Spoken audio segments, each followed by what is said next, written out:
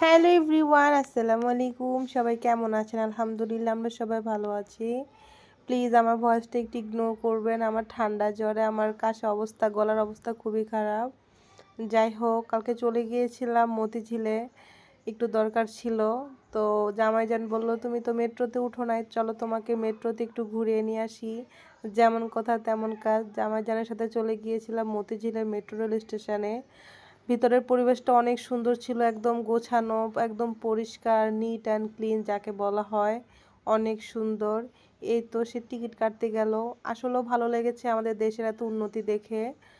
যাই হোক, এই তো টিকিট কেটে নিয়ে আসতেছে। দুইটা টিকিট কাটা হয়ে গিয়েছে, আমরা যাব মিরপুর 10-এ। দুজনের টিকিট কাটা হয়েছে 60 120 টাকা দিয়ে দুজনের টিকিট কেটেছে। ভিতরের পরিবেশটা অনেক গুছানো ছিল, আসলে পরিবেশটা অনেক ভালো লেগেছে।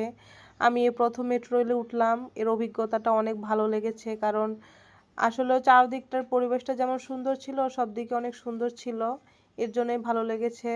আর এই তো ভিতরে ঢুকে গিয়েছিলাম, ভিতরের পরিবেশটা অনেক সুন্দর ছিল।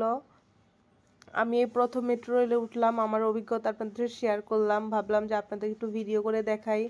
অনেকে হয়তো বা উঠে গিয়েছেন, আমি এখনো উঠি নাই, মাত্র উঠলাম। আর এই তো লিফটের ব্যবস্থা করেছে, এটা দেখে অনেক ভালো লাগলো। ভিতরের পরিবেশটা আসলে অনেক সুন্দর, আমি বারবারই বলতেছি যে ভিতরটা অনেক পরিষ্কার পরিচ্ছন্ন, একদম স্বচ্ছভাবে ছিল। আর এই তো আমাদের মেট্রোটা দাঁড়িয়ে আছে, আর ঢুকে অনেক ভালো লেগেছে। সবাই ভালো থাকবেন, আসসালামু আলাইকুম, আল্লাহ হাফেজ। আর আমাদের ভিডিও ভালো লেগে থাকলে অবশ্যই সাবস্ক্রাইব করে দিবেন প্লিজ।